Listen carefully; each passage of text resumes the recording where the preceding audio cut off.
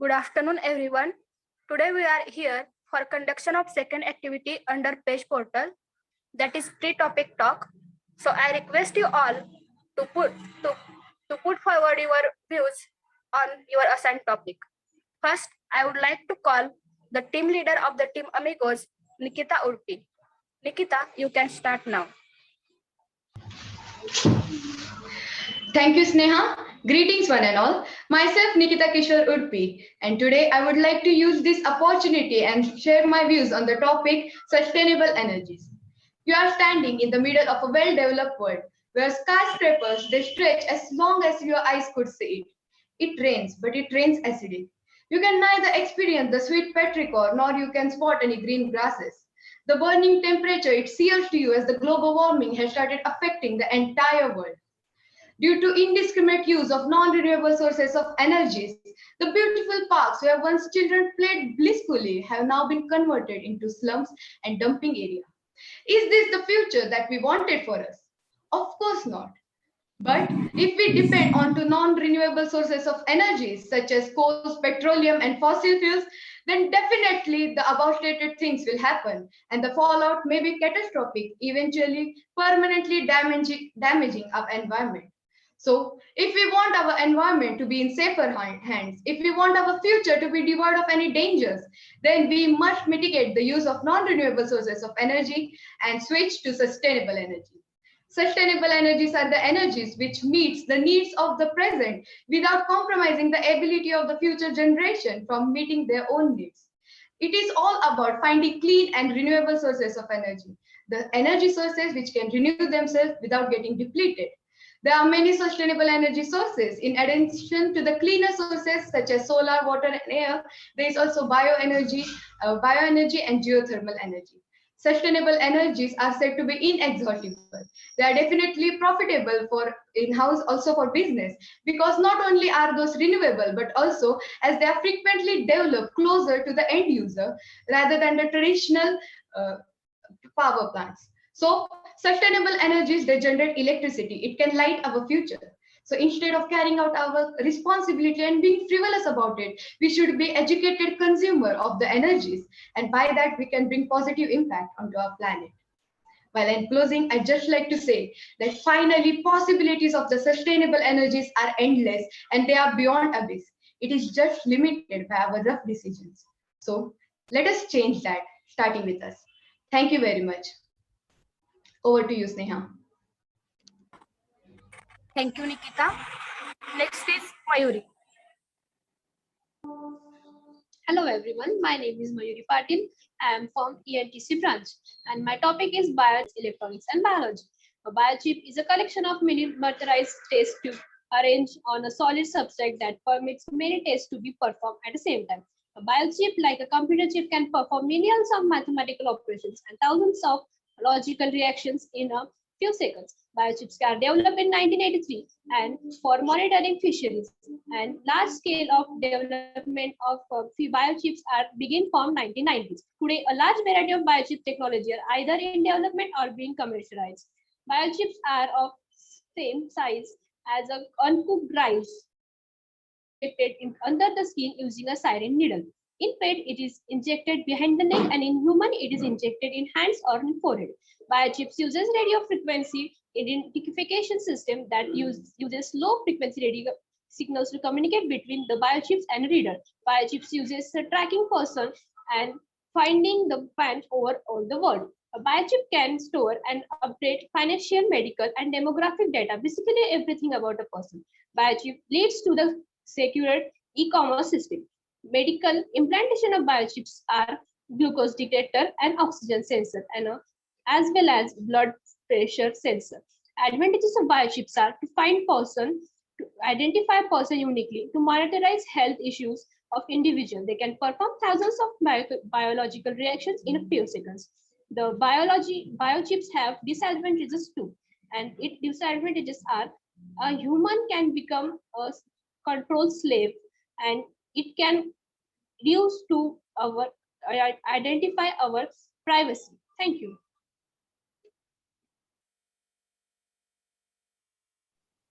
Thank you, Mayuri. Next is Pranav.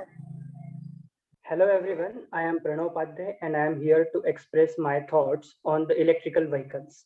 Electrical vehicles, when we listen this name, we start a thought process inside our brain that when we have bought an electrical vehicles and we are going to the travel in between the road, our vehicle has been stopped due to the low energy and there were the no power station near to us.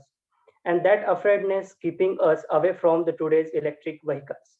We have to overview and overcome that afraidness and go ahead. Let's understand what is the terminology of the electrical vehicles. The electric vehicles are the vehicles which are work on the electrical motors for the propulsion. Electric vehicles are completely or partially work on the powered by electrical powers. Electrical vehicles are also termed to be EVs.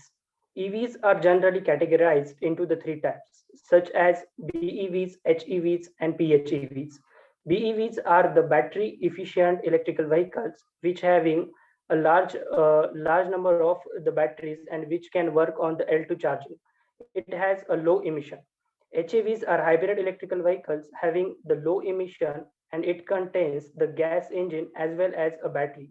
It is also working on the L2 chargings. PHEVs are plug-in electrical vehicles, which are also called as an hybrid electrical vehicles and having the low emission. Looking towards the prices of the petroleum going from 70 rupees per liter to 110 rupees per liter, it is the need of the tomorrow we have to accept the electrical vehicles. Electrical vehicles having the most advantages over our conventional vehicles. Conventional vehicles having needed the petroleum, gasoline, and as well as the emission of the carbon dioxide.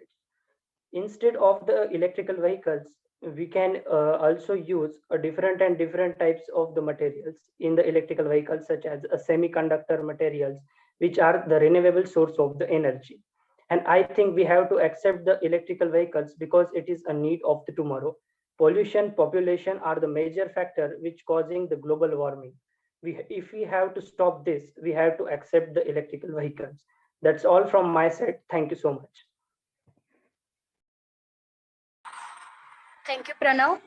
Next is Shubhada. Hello everyone, my name is Shubhada Gaikwad and today I would like to share my thoughts on cybersecurity. What is actually cybersecurity? The word cybersecurity itself gives the brief idea about it. The cybersecurity is nothing but protection of a data, programs, various information from unauthorized or unattended access. The origin of the cybersecurity is what? The cyber from cybersecurity is coming from cybernetics, which is a Greek word and known as the information technology. The security is a protection, and the words cyber and security together refers to the protection of a data from cyber attacks. The history of a cybersecurity starts in 1970. In this year, Robert Thomas creates a first computer virus known as a Creeper, and to deal with this virus, Ray Tomlinson creates a first antivirus known as a Ripper. This is the first step towards the cybersecurity technology. Nowadays, there is an explosive rise in cybercrimes. And cybercrimes, due to this cybercrime, cybersecurity has become the priority of every organization. Cybersecurity is important not only because it protects the data from the cyber threats, but it also helps to secure our system from various kind of virus attacks. Recent global events have shown that innovation is essential for digital innovation. And to bring that innovation, new complexity and risk also comes. And to cure that risk, prevent that risk, cybersecurity is needed. In whichever industry you are, data and its security is a must. And cybersecurity helps to protect data in the future. At the end of the day, I would like to say data is the future of every industry. And to protect that data, cybersecurity is the must. That's all from my side. Thank you very much. Thank you, Shubhada. Next is Revati. Myself, Revati Avdut Erende. Today I am going to talk about think globally and act locally.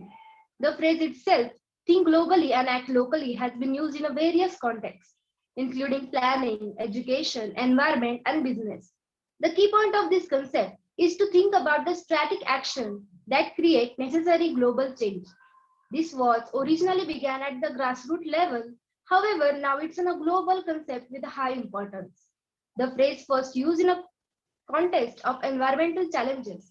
Think globally, act locally slogan has been an integral part of climate action. It embodies the idea that instead of waiting for a grand break thoughts to fix the world, we should implement environmentally conscious solution in everyday decisions and actions. Though on the own of negligible impact, in aggregate, this can have a globally transformative effect. The best course of action was to drive change yourself. You could act to reduce your environmental impact. Example, by consuming less energy, by saving unnecessary use of electricity, acting locally, start to address what you see as a global issue. Think globally, act locally has taken much wider meaning and use in recent years. School boards, government officials across the world are beginning to develop new way of teaching. The globalization is in our thought as an important concept to understand the world. Certain schools believe that it's important to discuss global issue with students, and it is because students are our future. Hence, understanding the concept of the think globally and act locally is the fundamental to our future. This term also used in a business strategies where multinational corporations are encouraged to build local roots. This phrase is a key to expand internationally is to ensure that your business remains globally consistent while also having local reach. This way the business remains strong. The globalization refers to the practice of conducting business according to the both local and global considerations. In conclusion, this phrase think globally and act locally can be applied to many contexts, including environment, business, education. The change in the world starts with the action taken at local level. The global impact of the steps taken by the local communities is significant, especially in this era of globalization. Thank you.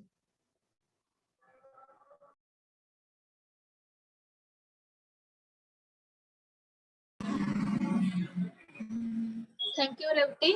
Next is Sakshi. Hello everyone, my name is Sakshi Raghunath Bodke.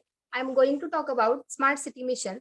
Smart City Mission is an urban renewal and a retrofitting program by the Government of India with the mission to develop 100 smart cities across the country to make them citizen friendly and sustainable. It is considered to be a key player in the direction of development of the cities.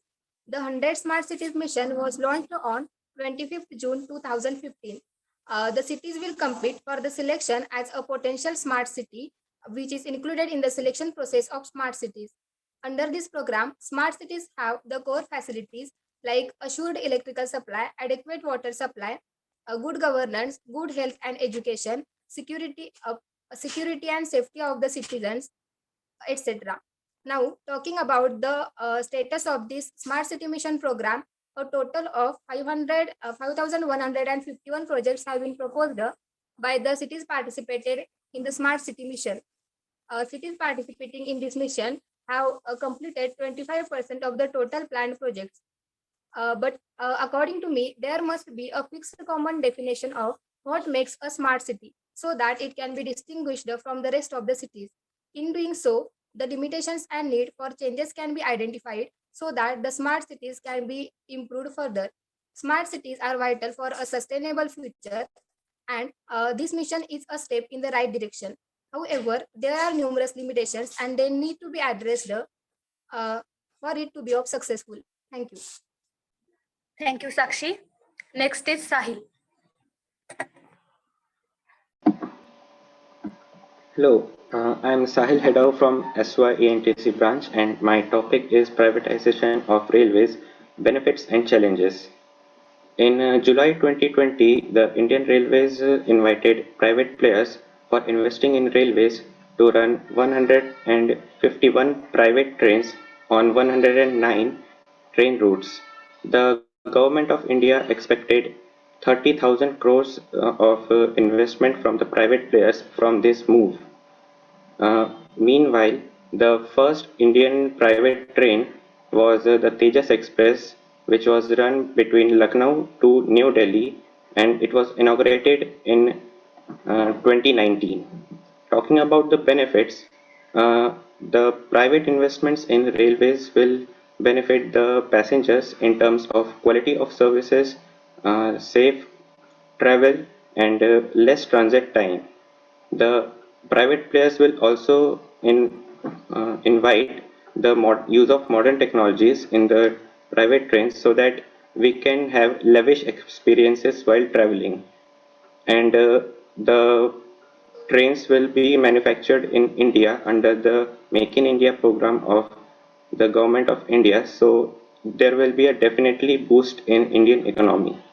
And now talking about the challenges we will face in this project, that the private trains fare will be high enough for the common public. So there would be high chances of inequality causes among rich and poor ones who are traveling.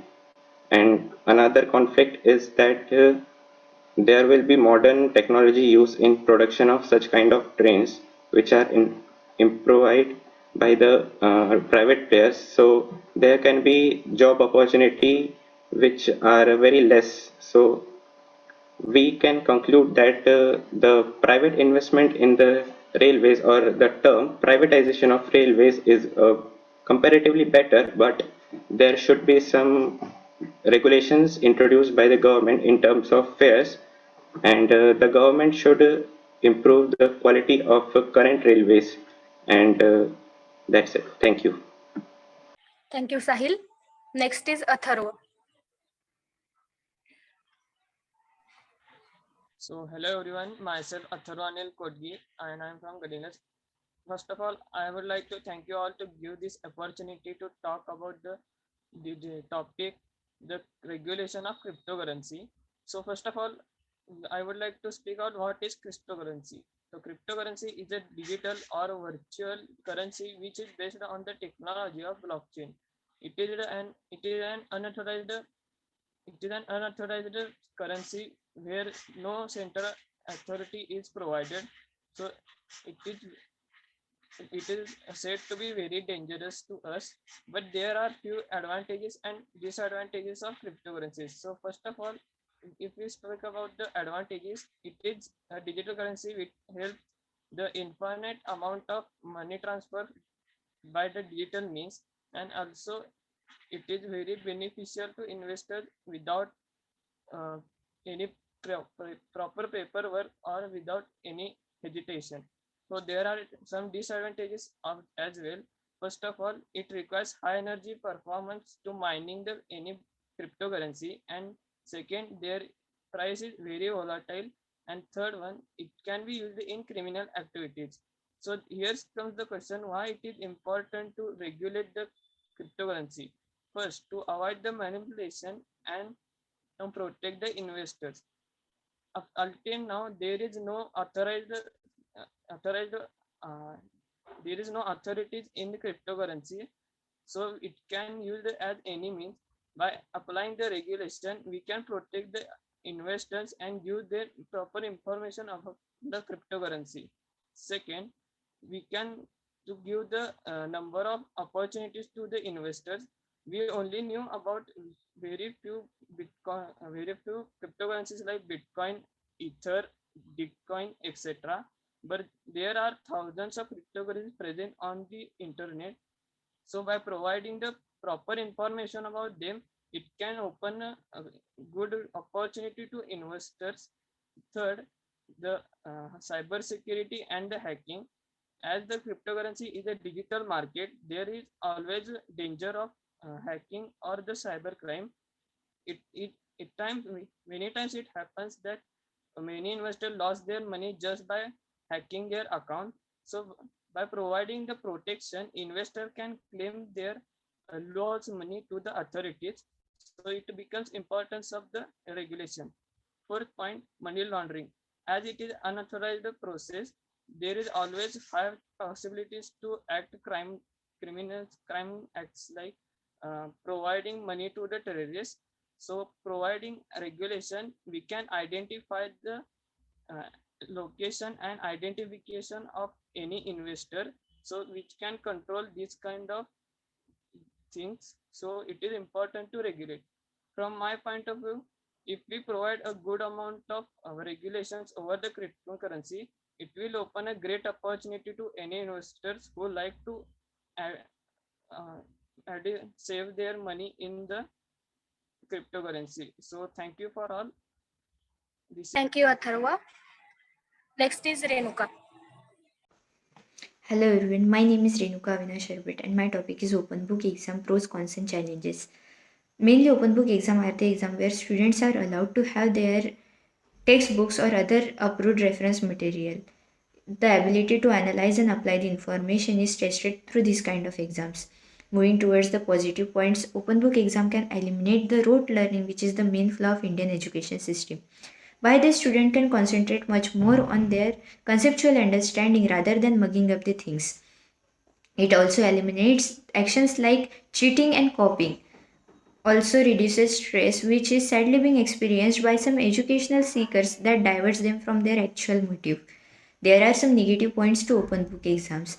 Actually, the fear of exams encourages students to study, but with open books, student may not focus on their studies. Memory learning is also important, especially for children's. While open book exams will discourage students even in memorizing the basic things. The biggest challenge of before the open book exams are if students are not guided well, they will just copy whatever there is in their textbooks. So at last, I want to tell that there everything has some pros and cons, but how do we implement it matters the most. Thank you. Thank you, Renuka. Next is Aditi.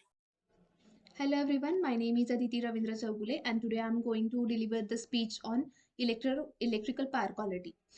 So let's start with what is the electrical power quality. Power quality refers to the ability of electrical equipment to ensure the energy being supplied to it. A number of power quality issued to including the electrical harmonics, poor factor, voltage invisibility and imbalance impact on the efficiency of the electrical equipment. Power ability is simply the electrical power that derives the electrical device and the device's ability to function properly with that electrical power. This is a number of consequence including higher energy usage and cost, higher manufacturing cost, equipment facility failures. The important thing is to know that the power quality is used to place the business can have a big effect on your work. You have to make sure that power coming in it is right quality and your machines are set to function properly with the power they're supplied. So that's it about my subject. Thank you guys. Thank you all of you for your presence. Thanks a lot.